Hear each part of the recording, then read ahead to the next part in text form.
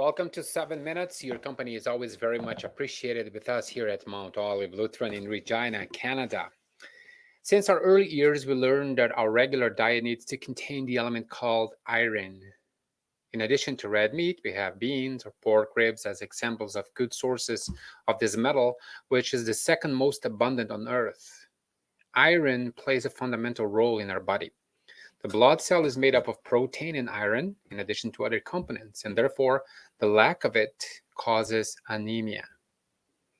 However, years ago, I learned about a case that is the reverse of this need. There was this colleague whose iron level was close to 2000. By then, I didn't know anything about our body's iron scale, but I was assured that it was a lot. What happens is that when we don't follow an adequate diet, exaggeration in fats, for example, the liver, which is our deposit and distributor of iron, ends up receiving an exaggerated dose of this element. And then the liver doesn't know what to do with that excess. So it starts to distribute the metal throughout the entire body. It may end up accumulating in the kidney, for example, or in the heart. And this is synonymous with trouble, serious trouble. This can be a good analogy to explain what happens in our society when it comes to be happy and live life to the fullest these days. It is more noticeable during Christmas, but recently it has expanded to many other areas of life, many other festive dates and times, like summertime, for example. This is it.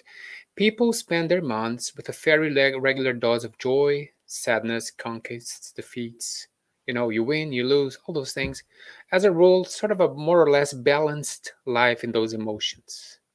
Then, when it comes close to Christmas time or summertime or any date assumed to be a mandatory, joyous time, then people start to receive exaggerated doses of iron. That is, they believe that they desperately need to be happy, to be cheerful, to have peace and joy and happiness, buy and give gifts, wish for gifts, win gifts, buying, spending, visiting, getting together, traveling.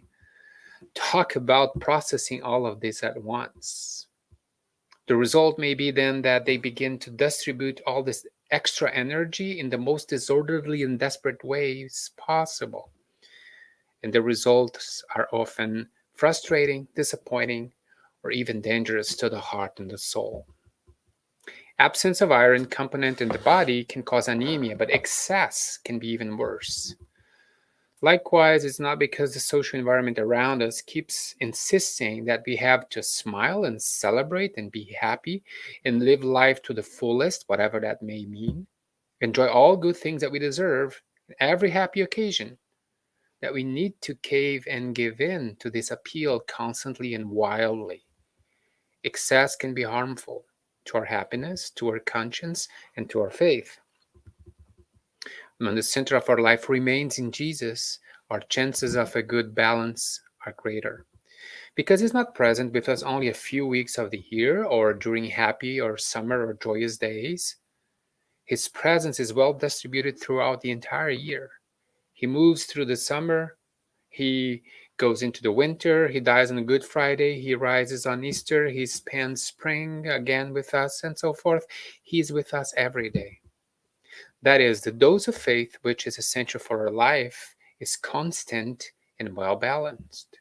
Because it talks about sin and forgiveness, shame and restoration, joy and sadness, evil and good, and much more.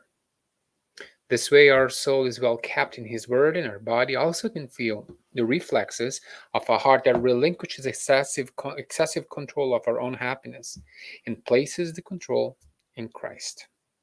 For remember, to mourn and to lament and to be humbly sad before God is also a form of worship, of expressing your faith. We worship Him in all that we do. So against the mandatory happiness overdose, which hides a worrying anemia, by the way, we can treat our liver, or rather our body and our soul, as it is meant to be by Him, centered in Christ, fed by His Word, and balanced by His wisdom and providence.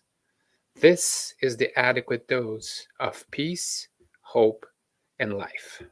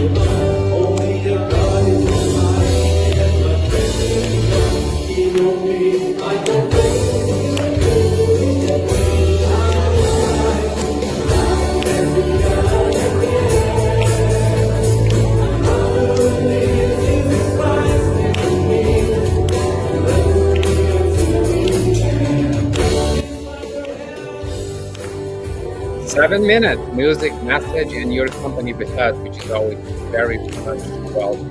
Praise of our Lord Jesus Christ and the love of God and the community of the Spirit with you. See you next time.